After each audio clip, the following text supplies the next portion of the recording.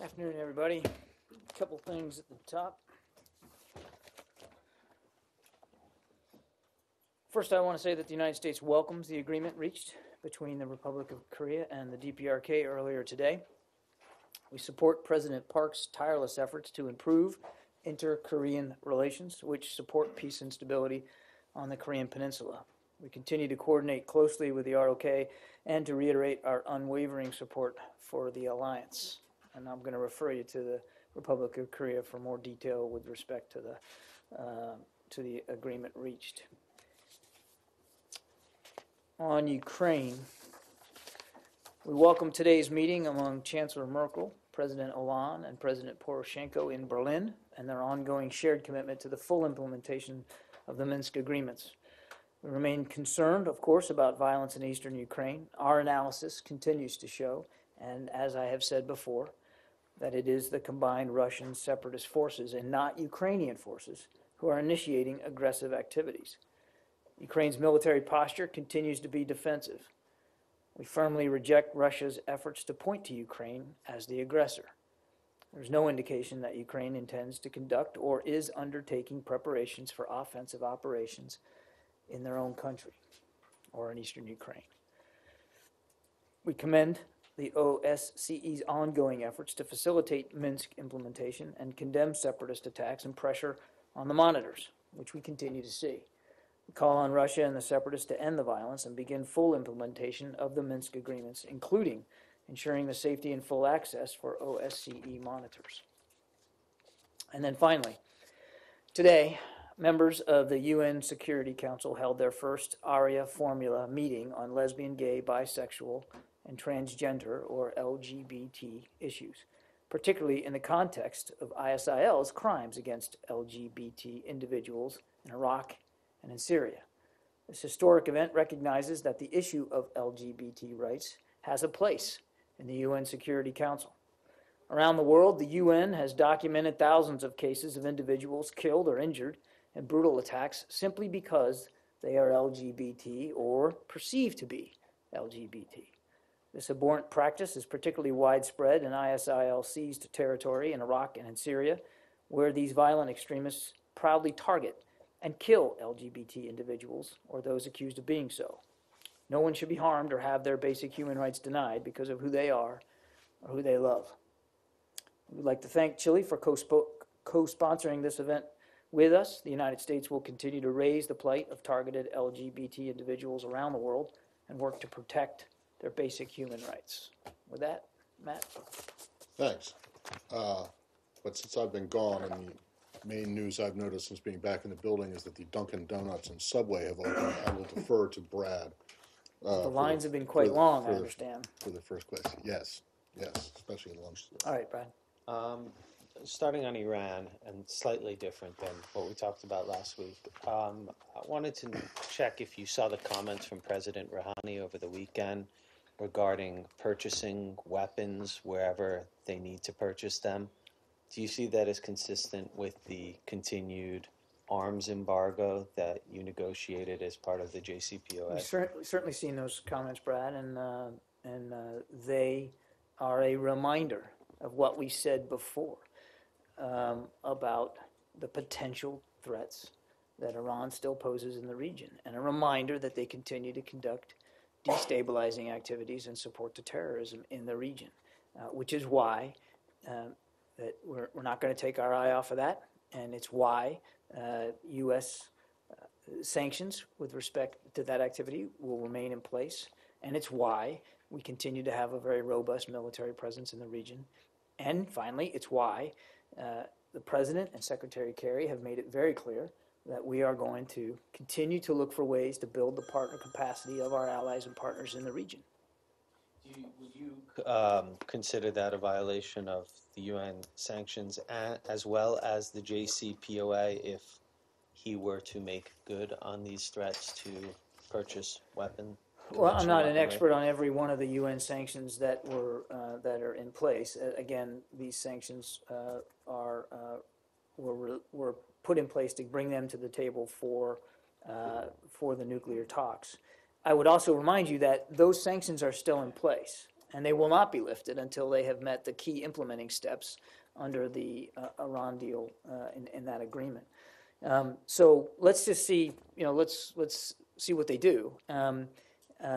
While the deal does offer some sanctions relief, again, only if and when they meet their key implementing steps and the IAEA can certify that they have, the United States will still have sanctions in place to deal with some of these destabilizing activities. And just lastly on this subject, have you had any conversations with the Iranians since July 14th to clarify what this would mean, the continued arms embargo and ballistic missile provisions? I'm not aware of any conversations that to read out to you on that, Brad. So, and then are you then disappointed by President Rouhani's comments? Certainly, those comments don't do anything to decrease tensions in the region, and they certainly, on the face of them, don't point to a more helpful or constructive role by Iran in the region. But it does, as I said at the outset, it's a reminder of how seriously we need to continue to take the threat that Iran poses in the region through other activities. Yeah. Can we go to Korea unless we're still on Iran? Saeed, do you want Iran or you want to? Iran. Iran? Yeah. Iran. Okay. Okay. Could you tell us if the IAEA has similar agreements with the same kind of inspection regime and so on with other countries? Can you list the countries that the IAEA No, I has can't, similar Saeed. agreements? I can't. I would point you to the IAEA for that. And we talked about this quite some length last week. Right. These are confidential agreements that the IAEA has with nations with which they have these arrangements. And so I'd point you to them to speak to that. And my guess is that they wouldn't any more than they would go into detail about the one with Iran. It is, however, typical for them to have those kinds of arrangements with other countries. So why is this confusion on the issue of inspection? Why is there so much, a great room for confusion? Why can't you say, or the Iranians or the IAEA come out and say, this is the inspection regime. This is, we have Iranian inspectors, but they will be accompanied, or the Iranian inspector will be accompanied by the IAEA inspectors and so on. Well, the reason why we're not able to just come out and detail it is because it's an arrangement between the IAEA and Iran, and those are by design confidential arrangements. So it wouldn't be our place to speak to the details of it. That said, why is it confusing? I mean, you can answer that as probably as well as I can. I mean, Secretary Kerry, Undersecretary Sherman, Secretary Moniz have all talked at length about their comfort with the IAEA's ability to get the access and the information it needs to be able to validate that Iran is meeting these key implementing steps before sanctions relief can occur. So, I mean, there's no discomfort or confusion on the government's side in terms of having in place a framework that can do exactly what we need it to do, which is to verify, not trust, but verify that Iran is meeting its end of the deal. So when it's said that Iran will not inspect itself, it is in fact Iran will not inspect itself. Well, I would just point you to what the Director General said last week, that he found reports that self-inspection was going to be the rule of the day. He found those to be misleading, and he said in his own words, I think I've got it here, I think I saved it. He's disturbed by statements suggesting that the IAEA has given responsibility for nuclear inspections to Iran. Such statements misrepresent the way in which we will undertake this important verification work. His words.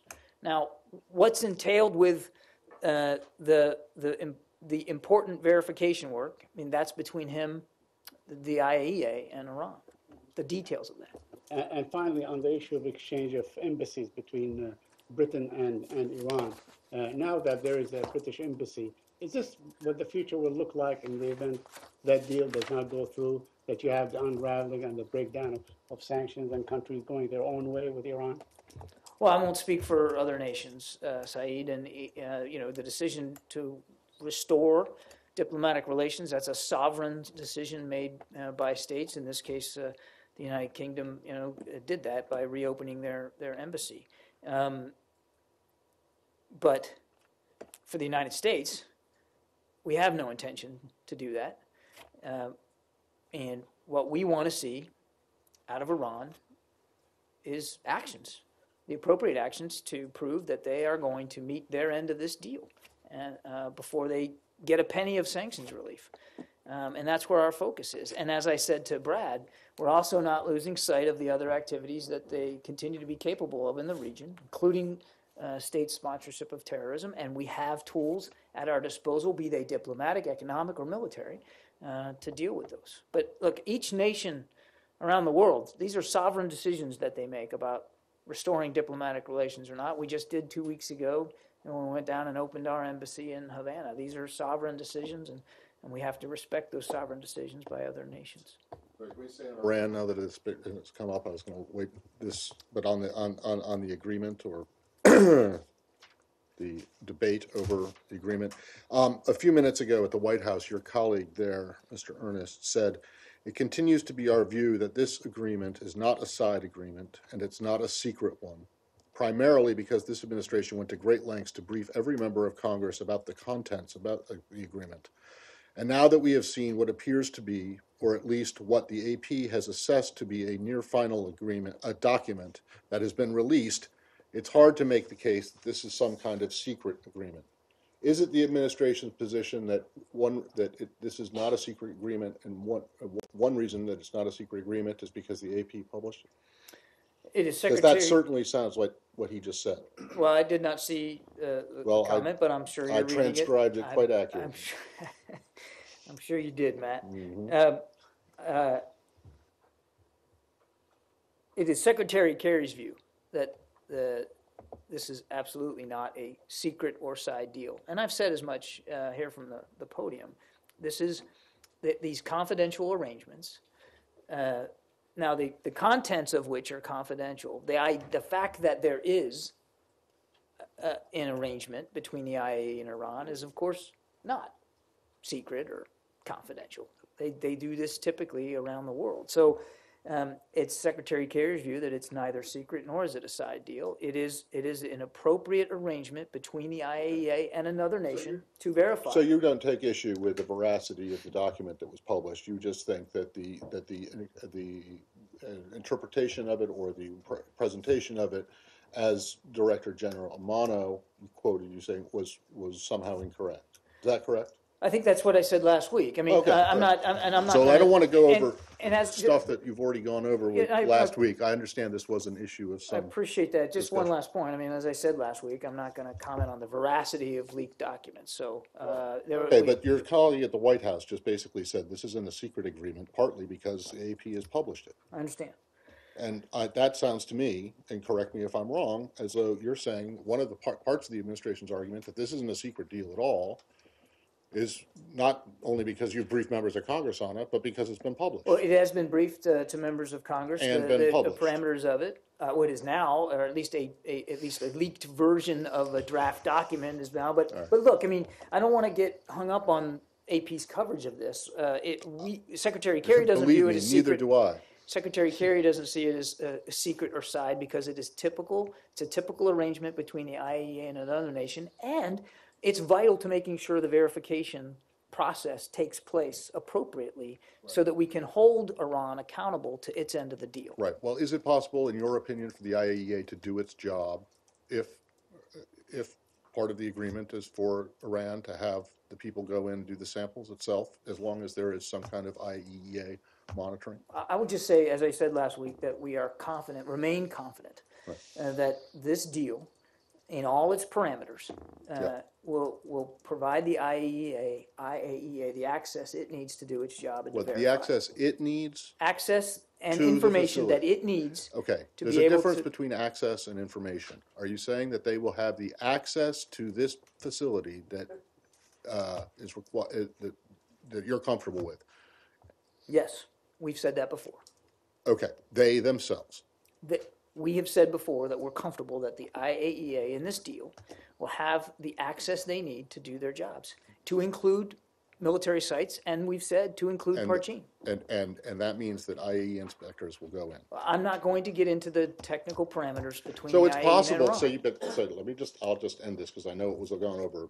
I'll stop asking questions after this. in the event there was an arrangement reached, or there is an arrangement reached, where the IAEA does not itself actually send in its own inspectors, but that Iranian inspectors go in, take the samples and bring them back to the IAEA. That does not necessarily, you think that that is okay, right? You think that that gives the IAEA the access and information needed to be able to do its job, correct? Again, without getting into the details, Matt, we are comfortable and confident that this Okay. deal gives the IAEA the access that it needs and the information it needs to verify. Yes, Jenny. On Korean situations. But North Korea threatened, as you know, that the North Korea threatened military action to South Korea, and the other hands, North Korea want to talks. They're using two-track missions, and also at the meantime, now ongoing 2+2 high-level military talks between South and North Korea in Panmunjom, DMZ. Do you think is this helpful reduce tensions in Korean Peninsula, 2+2 talks? Do I think that it will reduce Yeah. tensions? Yes. Well, that's certainly our hope. But we're going to judge the North by its actions, as we always do. But what about the military actions? They like the talks, but they also wanted to military action to South Korea. And- They and- have two tracks. Well, look, as I said at the beginning, we welcome this agreement, and we're certainly hopeful that it leads to destabilizing. That was not good. To decreasing the tensions. You guys got me on destabilizing activities. Decreasing the tensions on the peninsula.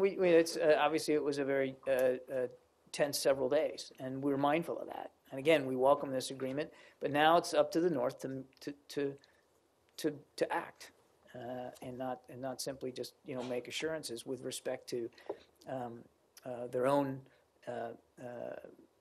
military activities there along the border. So we're going to have to see how it plays out.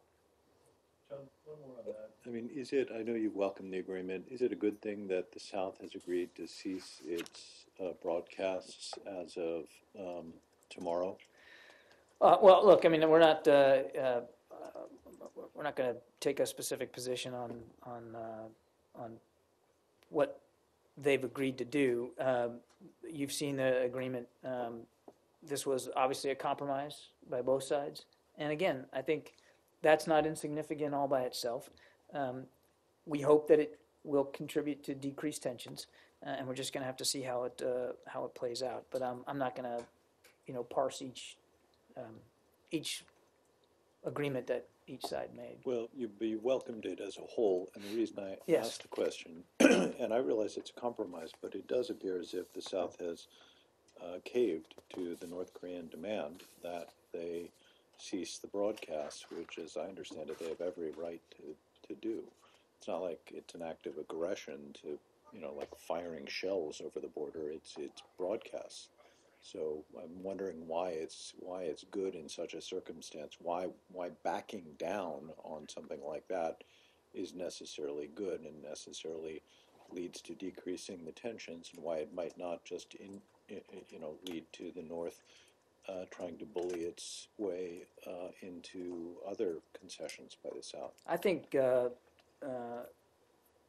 ROK has remained pretty resolute in the face of continued North Korean aggressive action and rhetoric. And I don't know that I would characterize anything as backing down. They've been strong and they've been resolute, and we have an ironclad commitment through an alliance with South Korea to help contribute to peace and security on that peninsula. But this was, as most agreements are, a compromise, and I would point you to the South Koreans to speak to the specific items that they agreed to. What's important here is that the two sides did get together. They did come to an agreement that they both found mutually satisfactory, and that's the important thing. and that tensions now, which had been running pretty high over the last several days, have an opportunity to decrease a little bit and take some of the air out of this. And I think, obviously, we're going to have to see how it plays out. We're going to watch it very closely, as we have.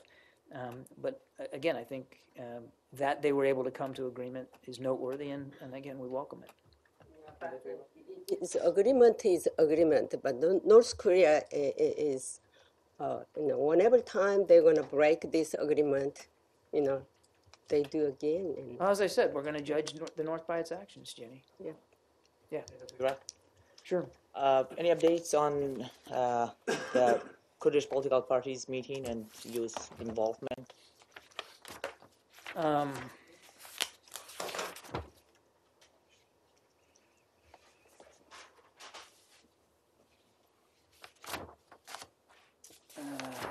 So yesterday, the 5 main political parties in the Iraqi Kurdistan region met and decided to continue their discussions.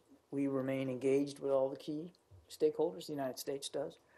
And as I said last week, this is, of course, an internal matter, and I'd refer you to the Kurdistan regional government for further information. So on this issue, and specifically on U.S. involvement, I've been monitoring the social media reaction by the people and also the Kurdish media that they've seen their U.S. involvement as a negative one. Is not in favor of democracy, is not in favor of rule of law, because what we have heard from the delegations, that Kurdish parties' representation in the meetings, that Ambassador Magor, he is pressuring everyone to accept extension, President Barzani's presidential extension for 2 more years, justifying with the ISIS issue or crisis or threat. And also, this is, as we have mentioned before, this is the end of his term, and by law, he's not allowed to stay. And also, it's not an election that he's suggesting. It is something extension, which is not democratic, not according to the law. So can you confirm that this is what he suggested in the meeting? What I can confirm is that Ambassador McGurk was invited back to those meetings in Erbil after he had already left and went to Baghdad. We talked about this last week. He was asked back. And as I said last week, our role was simply to attend and to say what we have said all along, which is that we urge a unified, inclusive approach by all the political parties there. But that these were and these will be decisions that they make for the good of the people they represent. And any assertion that Brett McGurk or any other American delegate or any other American there in Iraq was putting undue pressure on the parties to do one thing or another is absolutely false. That means you confirm that that's not true. He didn't suggest it in any way to. Ambassador McGurk was invited back. He didn't go to Erbil to put pressure on any one party or for any one purpose. He was invited back, and so he went. And his message was that what it has always been, which is what we want, a unified approach by all the political parties to reach a consensus and to go forward so that they can best represent the people of the region. Last one on this. Do you believe, is it the United States' position that it is important that the Kurdish political parties to reach an agreement whether to stay, to allow President Barzani to stay as a president of Kurdistan in any way, because of you think that everybody should focus on the ISIS threat at the moment? We've said now's the time for unity in the face of a common enemy. And our focus is on defeating and degrading ISIL. And we want everybody to share that obviously same goal and to come together to unite against what is in fact a common enemy to all people living in Iraq. As for the solution that they come up with, again, these are internal matters for them to speak to, for them to decide, and for them then to explain. not for the American government to dictate, and we aren't. So one thing is not clear. What do you mean by unity? Because they are all part of a government, all 5 major political parties. What this unity means, which is, I mean, if they are part of the government and they are all in the parliament, so does this unity means that the division of the region that we have seen in the past in 90s? So what is the unity? I just exactly? meant a unified approach. Don't read too much into it. I mean, we want them to take a unified approach forward to best represent the people of the region. Thank you. Yeah. Saeed? Saying ISIS? But, Sure. But this will be in Iraq. Over the weekend, the second in command was apparently targeted and killed, the second command of ISIS. Now, a couple of months ago, there was the head of the finance and whatever for ISIS also was destroyed. Why do you think that despite sort of the fragmentation of the command and control of ISIS, they seem to be thriving? Why is that? I don't think we would share the assessment that they're thriving, Saeed. Do they remain a capable and viable enemy to the people of Iraq and Syria? Absolutely. Are they determined? Have they proven resilient? Yes. But they're not 10 feet tall. They're not invincible. And they're in possession of less territory now, some 30% less now than what they had a year ago. And they are losing not only foot soldiers on the ground and tons of equipment every month, they are also losing some of their leadership. I've said it before. I mean, this is a career path with a short shelf life. If that's what you want to choose to do with your life, you're going to be held to account. Now, we've also said it's going to take time. This is not an enemy that's going to be defeated swiftly or easily. It's important to remember 2 things. The best way of defeating them on the ground is with indigenous forces. Iraqi security forces in Iraq, Peshmerga up north, of course. And then that's why the Pentagon continues to work on this train and equip mission for Syria. Number 2, what really is the long-term solution here is good governance. Good governance in Iraq and good governance in Syria. Prime Minister Abadi's making some reforms. He's making some very, significant decisions. And he's trying to lead Iraq to a better future. Obviously, Syria is in a whole different category right now with the Assad regime and the brutality that they continue to submit the Syrian people to. But I guess I challenge the assessment that that we've had no impact on ISIL. That's just not true. I think they were thriving back, but they were able to move to Palmyra, for instance, about 150 kilometers on an open road and do it in daylight, apparently. So why not, let's say, I mean, we recall back the images of the Iraqi army withdrawing from Kuwait and being decimated along the way. Why is that?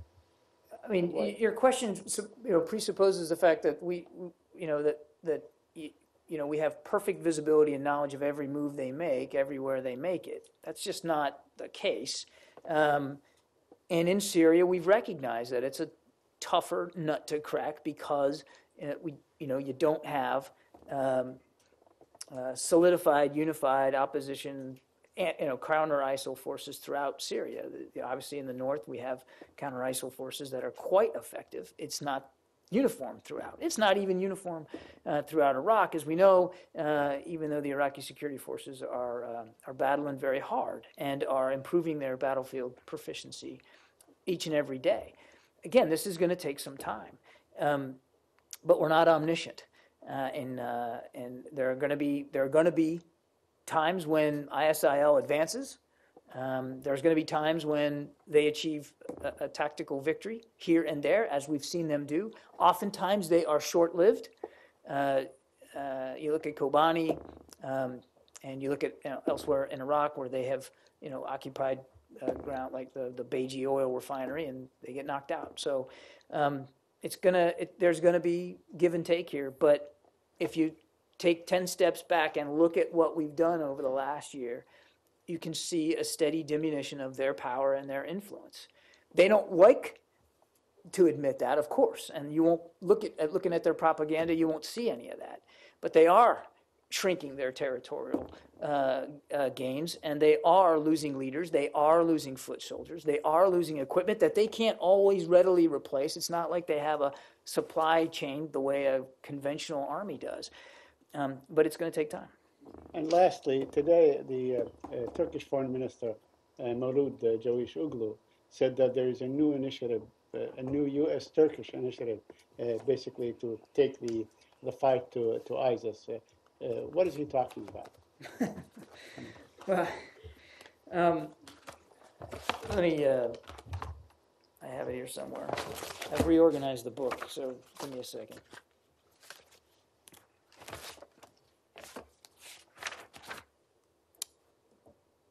What he's referring to is discussions that we've had to finalize technical details for Turkey's full inclusion in counter ISIL air operations. As you know, and we've talked about before, they weren't flying missions in what we call the ATO, the Air Tasking Order, because we had asked them not to, so that we could properly coordinate their air operations.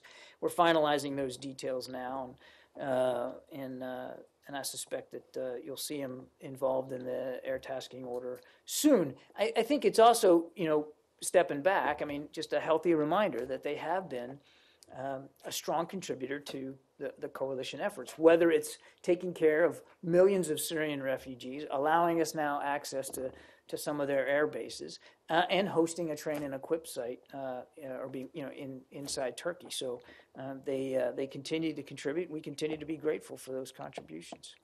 Yeah. Same topic. Sure. So the Foreign Minister Cavusoglu stated that the talks concluded with the U.S., finalized, but you are saying that the talks are ongoing right now with Turkey? No, I wouldn't push back on the notion that we've concluded discussions, but we're finalizing technical details now as a result of that. So it's ongoing.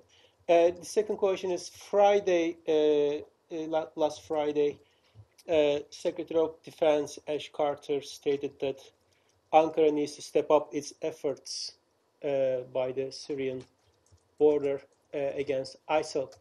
Whereas you have been sounding here kind of U.S. is content with Turkey's effort. Is there a different approach to Turkey? No, I don't think there's a different approach here. We all nations in the coalition can continue to improve and to do more. Everybody. And we're mindful, as are the Turks, that the border remains an issue, and they're taking steps, and they have contributed, and they continue to do so. Here we are just talking about, finalizing some details to get them up in the air, flying missions against ISIL. That's not insignificant. But all nations in a coalition, when you're up against a resilient, determined enemy like ISIL, you always want to self-assess and make sure that you're doing all you can. And oftentimes you find out in military operations, and I don't want to get into a discussion too much here about military operations, but oftentimes you find out you can always do better. There's no difference. There's no difference. I find it interesting that we continue to have this discussion about Turkey. I don't mean to. I'm not trying to sound flip. I'm not. But here's a nation that has 2 million refugees that it's taking care of inside Syria. Significant security concerns of their own with the foreign terrorist group like the PKK continues to attack them, as we saw throughout the weekend. They've allowed us to use air bases now. They're going to soon be flying in the coalition air tasking order, inside the coalition planning cycle for air ops. And yet I continue to get questions up here like, why aren't they doing more? Why aren't they doing enough? Everybody can do better, including the United States. But I think it's fair to say that every member of this coalition, and it's a coalition of the willing, and it can't be a willing coalition if you're being dictated to by everybody else what you have to do. You contribute what you can, where you can, when you can, and you spend as much money as you can. And maybe you shed as much blood as you can. Those are sovereign decisions that members of a coalition have to meet and make for themselves in accordance with the desires of their government and their people. And the Turks are doing that. Many U.S. unnamed officials, day in and day out, talking about how Turkey is not doing enough. Do you think there is something for U.S. government to reckon with? I think I answered that question just a minute ago. Yeah. On Turkey, can we get into some of the political developments? On Friday, President Erdogan said that there would be likely snap elections in November after his party was unable to form a coalition government. This is pretty unprecedented because the party has had, pretty absolute majority for over a decade. Is there concern that this political uncertainty could potentially alter or complicate the U.S.-Turkish relationship at this critical time? Well, I mean, I'm going to, as I am in many other cases, loath to discuss internal political matters in another country. What we've said is that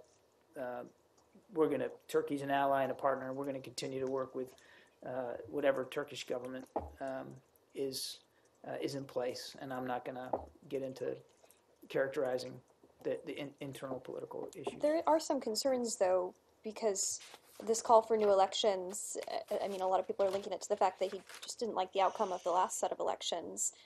Since then, there's been kind of an upping of nationalist rhetoric in the country. Are there concerns that this could lead to kind of a more authoritarian system? He's already said he wants to institute a presidential system in Turkey that could increase his own powers.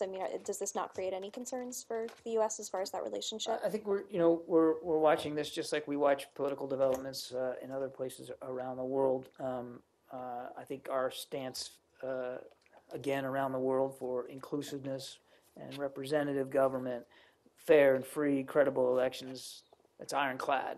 We make that case everywhere around the world, but we're not going to talk specifically about internal matters inside Turkey. What we want to see is Turkey continue to be the strong ally and partner that it is, and we're going to, again, we'll watch this closely and we'll work with the Turkish government going forward. Just follow up on the same question. The question was about the authoritarianism, increasing authoritarianism in Turkey. So, as a U.S. government, you take this question as an internal matter? As far as we know, I've answered the question. And I'm going to leave it at that. Yes, back there. Me? Yeah. So there's a change of subject. Sorry. So there's some reporting out today, and I just wanted to see if you could comment on it. That the State Department did not appear to have submitted some legally required information regarding Secretary Clinton's email server to the DHS during her term as secretary. Are you familiar with this at all? I'm not familiar with that There specific. there was some kind of program, 2010, from the DHS called the Continuous Diagnostics and Mitigation Program, where every 30 days they were supposed to get a list of systems and vulnerabilities from all government agencies, and evidently some reporting that they didn't get that from state regarding that server. Are you familiar at all with this? I don't have any information on that today. Can you take it or anything? I will take it, but I don't know what I'll be able to get back to you on. Some of these issues are under review and under investigations, and there may be a real limit here to what we can do in terms of detail on that.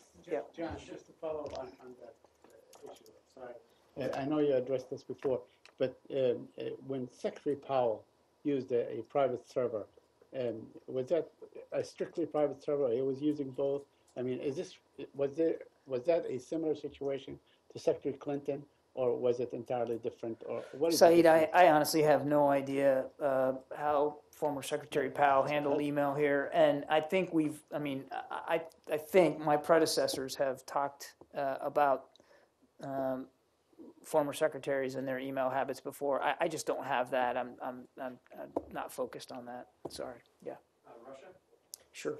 Foreign Minister Lavrov today said he has seen signals to restore bilateral communication channels that were frozen by the United States.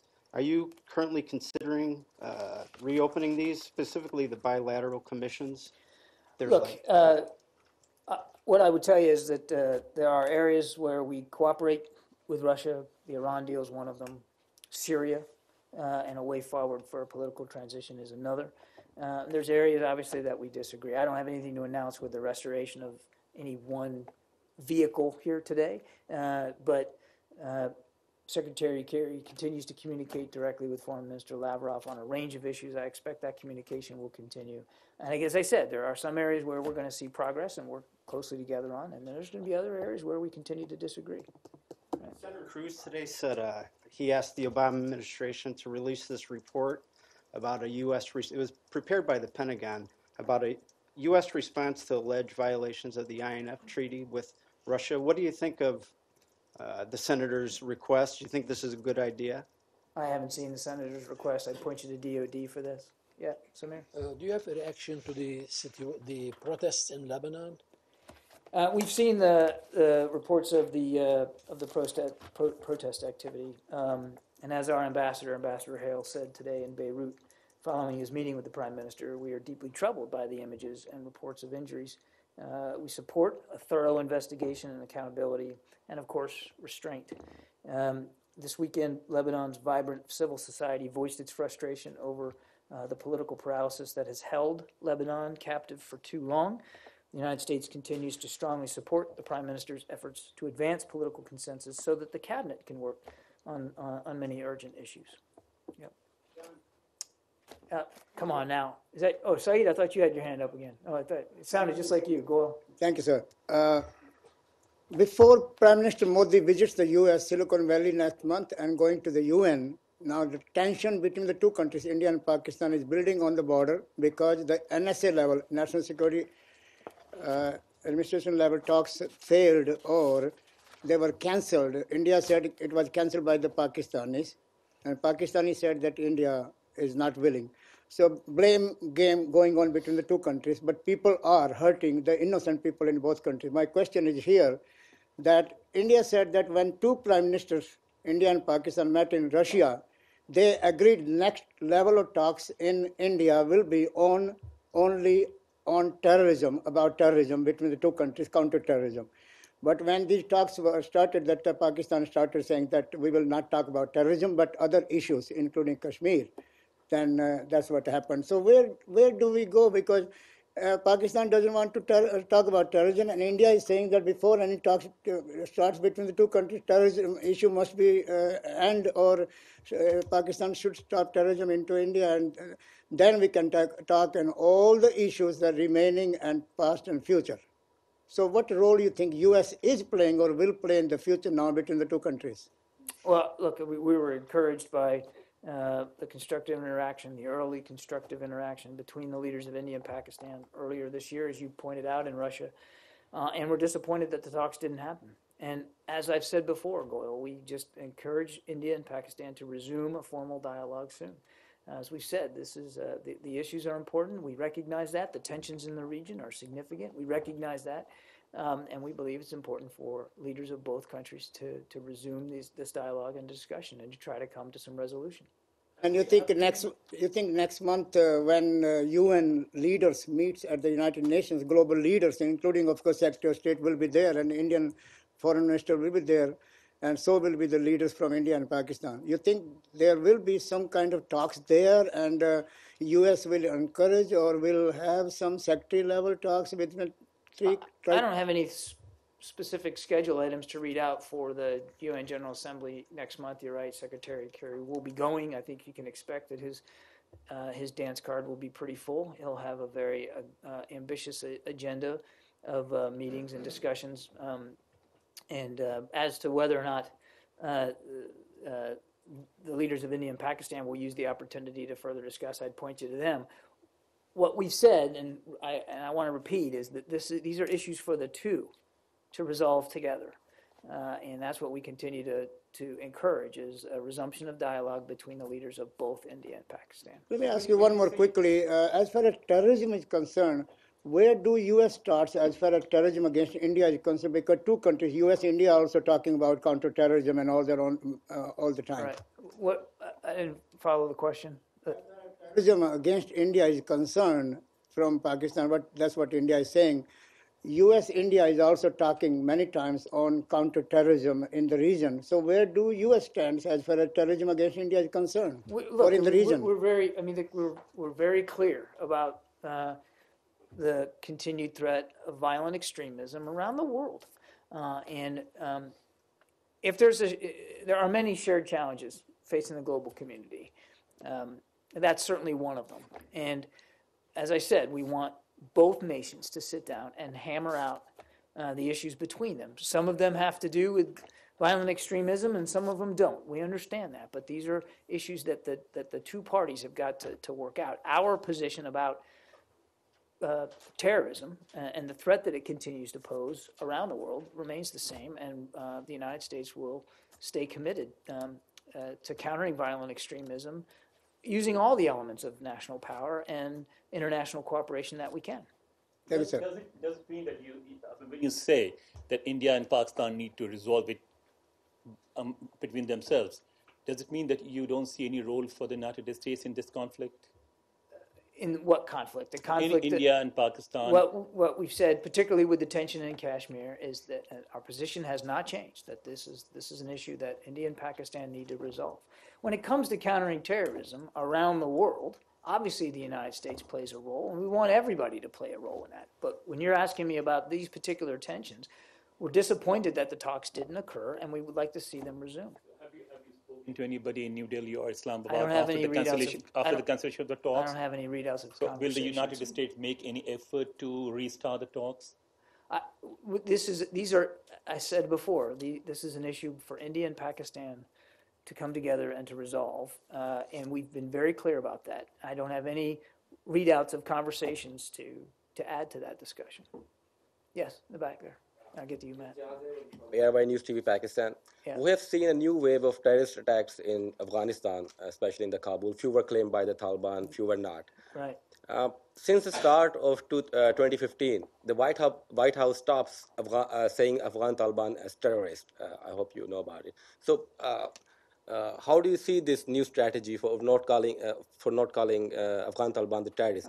Is this new strategy helping for the peace process? There's no new strategy with respect to the Taliban. Look, what we've said is we want to see Afghan-led political reconciliation continue to advance.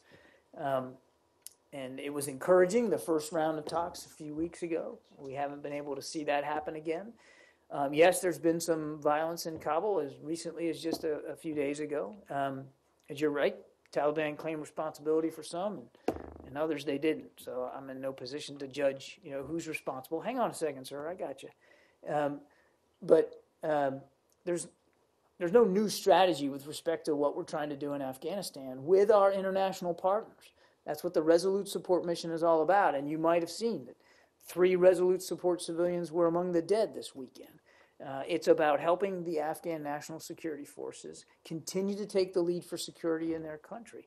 It's a serious mission that we're seriously committed to, but there's no new strategy here. And as for the Taliban's future, much of it is for them to determine if they're going to renounce violence and renounce the terrorist-type tactics that they use, and contribute to a meaningful reconciliation process in Afghanistan. Well, then, we support that, an Afghan-led reconciliation process. So how do you see the involvement of China in this peace process? How do I see what? The involvement of China in this peace process. I mean, the second round of talks of Afghan reconciliation process was scheduled to be held in China. As long as it's Afghan-led, we're not, for other nations who have interests, as China does in Afghanistan, there's a border there,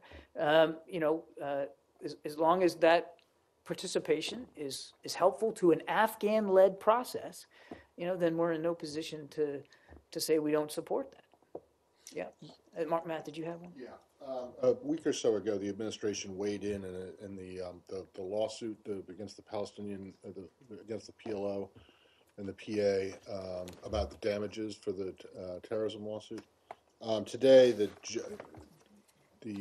gist of the administration's intervention or filing was that they shouldn't be required to pay too much or an onerous amount because that would have negative implications for U.S. national interests in promoting a peace agreement, a two-state solution, and also the potential existence of the Palestinian Authority. Today, the judge has issued a ruling requiring them to pay $10 million up front and then another $1 million a month to secure the damages while this case is being appealed.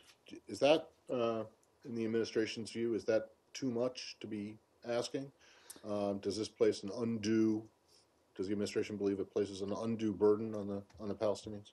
Well, we're aware that the court made a decision in the Sokolow case regarding the bond. To reiterate, earlier this month, the U.S. government submitted a statement of interest in the Sokolow litigation to apprise the court of its interests as they related to the bond required while the PA appeals. This filing was a statement of the interest of the United States and not on behalf of any party, and I'm not going to be able to comment further.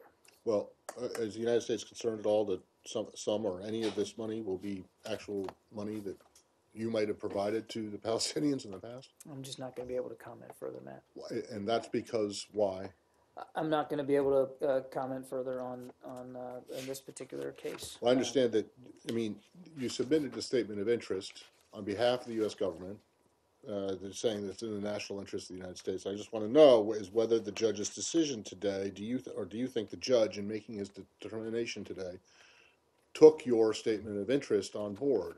Or is this onerous to the Palestinians or unhelpful to U.S. foreign policy? I mean, I understand the question, Matt. I'm just not going to be able to comment further today.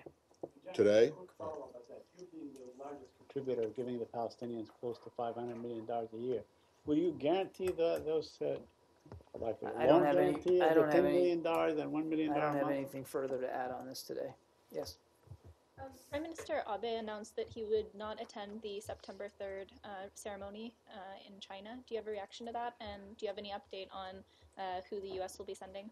As we said last week when President Park announced her plans, that these are sovereign decisions that nations have to make, and we're going to respect those decisions. As for the United States, I don't have anything to announce with respect to our attendance at this time. Yes? The British media, specifically the Mail, say for a year they've been trying to get records of discussions between Tony Blair and George W. Bush at his ranch at Crawford in April of 2002, where the then Prime Minister is suspected of striking a deal with then President Bush to invade Iraq. The newspaper says the U.S. government has the details of the discussions but refuses to release them under FOIA. Do you know why? This is the first I've heard of this, so I don't have anything to add to that. Have you heard about the Chilcot inquiry? I have not. Yes. As a follow-up to the explosion on the Sagamihara base over the weekend, and coming on the heels of the helicopter accident in Okinawa, do you think that this will influence sort of the U.S. interests in maintaining its security relations with Japan, in particular the Futenma relocation facility, or the U.S. support for the security bills being pushed through? Nothing's changed about our position on the Futenma replacement facility. We've talked about this before. We can continue to work with the government of Japan as we move forward to have that facility replaced, which we believe is in the best interest of our alliance. The fire you're talking about and the aircraft mishap, which we've talked about last week, I mean, these are going to be fully and fairly investigated by the military. I would point you to DOD for more comment about, causation and any, and any results. As I understand, they're both still being investigated, so it wouldn't be appropriate for me to talk about that. What would you say to the citizens of Japan? This sort of feeds into their fear or concern about the safety of U.S. bases or U.S. military installations. Well, look, I mean, speaking as a veteran myself, I can tell you that no military in the world takes safety, certainly the safety of our people and the people that we serve and defend, more seriously than the United States military. And as I said at the outset, and I don't want to speak for DOD here, but these incidents will be fully and fairly investigated, and then they will be transparent about what the results of those investigations were and what recommendations and changes they have to make to move forward. I wouldn't even begin to speculate about what caused that fire. It just happened. They're looking into it, and as I said, you can expect that they'll let the facts take them wherever they are. I do think that we have proven over many decades how seriously we take the security of Japan and our commitments and our alliance to defend Japan. And nothing's going to change about that moving forward. Okay, thanks everybody. Thank you. Very quickly. Yeah, go ahead. You mentioned before Syrian refugees. Can you update us on where U.S. efforts stand in that regard? What the goals are for this year?